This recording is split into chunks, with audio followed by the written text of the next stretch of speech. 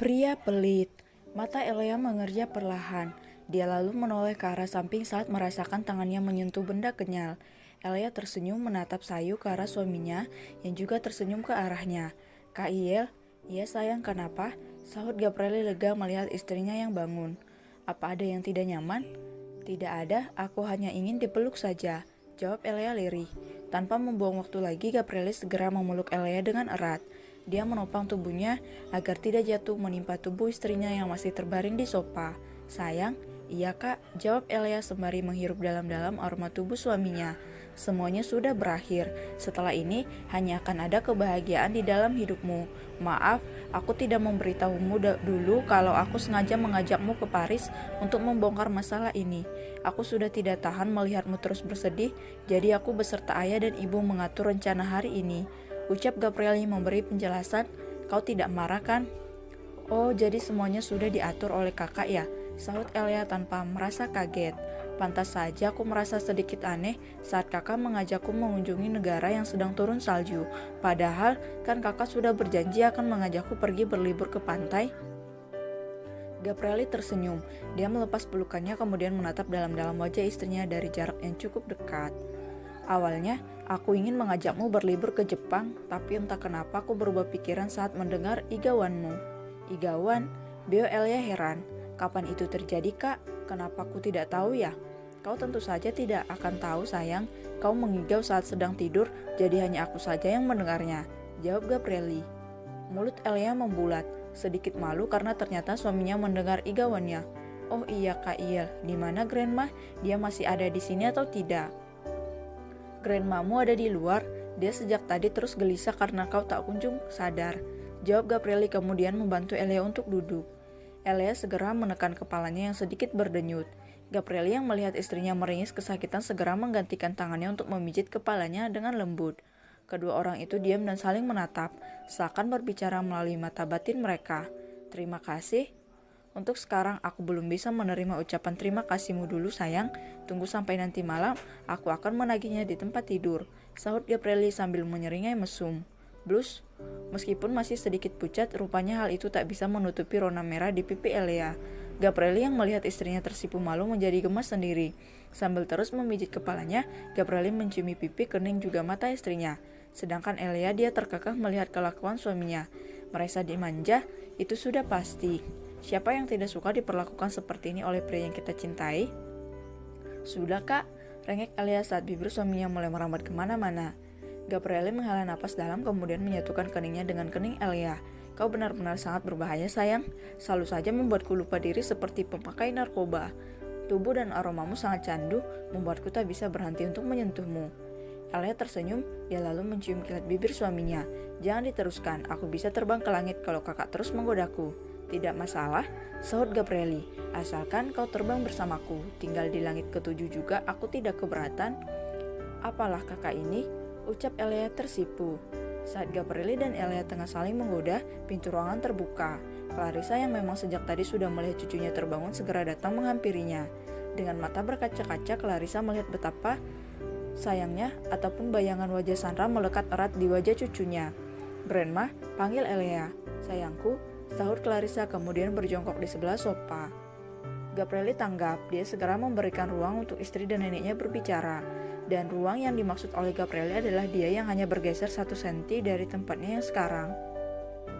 Reinhard dan Leipy yang melihat kelakuan absurd temannya itu hanya bisa menggerutu dalam hati. Bagaimana tidak? Awalnya mereka pikir Gabrieli akan benar-benar memberikan ruang agar Elia bisa berdoa dengan Nyonya Wu. Tapi yang terjadi adalah Nyonya Wu masih tetap berjongkok di samping sofa karena Gabrieli hanya menggeser sedikit bokongnya ke arah samping. Benar-benar definisi pria yang sangat pelit. "Elia, sayangku, maafkan Grandma ya," ucap Clarissa sembari membelai lembut wajah cucunya.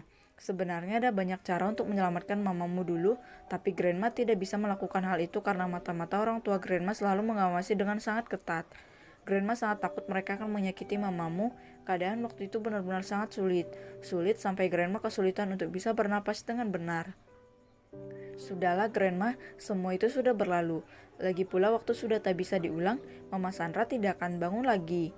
Aku sudah sangat lelah, aku ingin menyudahi semuanya," sahut Elia. Grandma, kita lupakan semua luka ini ya. Kasihan Mama Sandra. Dia pasti sedih sekali jika melihat kita semua tidak bahagia. Yang diucapkan Elia benar, Nyonya Wu.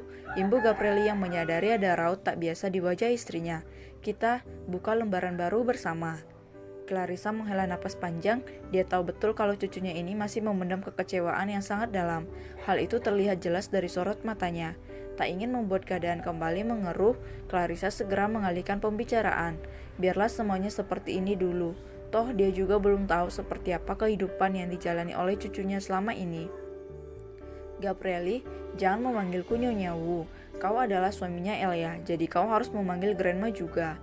Gabrieli mengangguk. Dia mencium tangan Elia yang masih berada di dalam genggaman tangannya. Sayang, apa kau menginginkan sesuatu?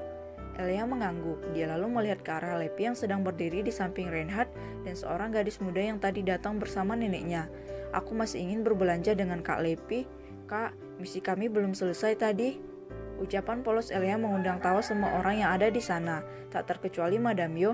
Pria gemulai itu nampak sumringah karena hari ini butiknya telah menjadi saksi sebuah tragedi pertemuan yang sangat mengharukan.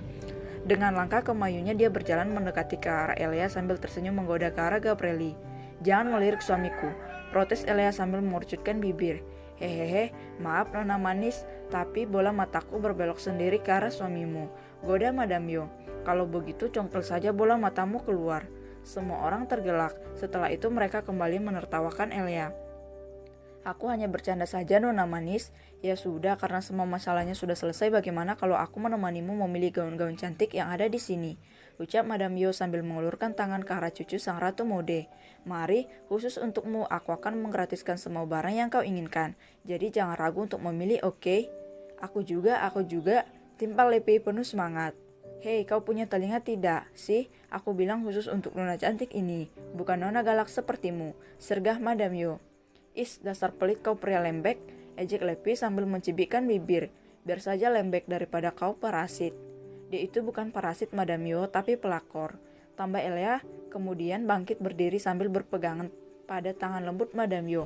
What? Pelakor? Pokik Madame Yo kaget. Lepi memutar bola matanya jengah. Iya, karena Kak Lepi sangat menyukai uang suamiku. Iya kan Kak? Tanya Elia. Ya, terserah kau saja Elia. Aku sedang malas memarahimu sekarang. Sungut Lepi. Gabrieli tersenyum samar melihat istrinya yang sudah kembali ceria seperti sebelumnya. Sayang, pergilah bersenang-senang. Aku akan menunggu kalian di sini. Iya Kak, sahut Elia kemudian menoleh ke arah neneknya. Grandma, tolong tunggu aku sebentar ya. Ada misi yang harus segera aku selesaikan dulu. Iya sayangku, pergilah nikmati waktumu dengan tenang. Jawab Clarissa kemudian mencium pipi cucunya dengan sayang. Setelah ketiga orang itu pergi, Clarissa segera beralih menatap Gabrieli. Dia menginginkan sesuatu darinya. Malam ini Elia milikku, jadi Grandma harus mengantri dulu jika ingin meminta waktunya. Ucap Gabrieli tanpa basa-basi. Dari mana kau tahu kalau Grandma ingin mengajak Elia pulang ke rumah? Tanya Clarissa heran. Itu terlihat jelas di balik mata Grandma. Jawab Gabrieli berkilah. Setelah itu mereka tertawa bersama.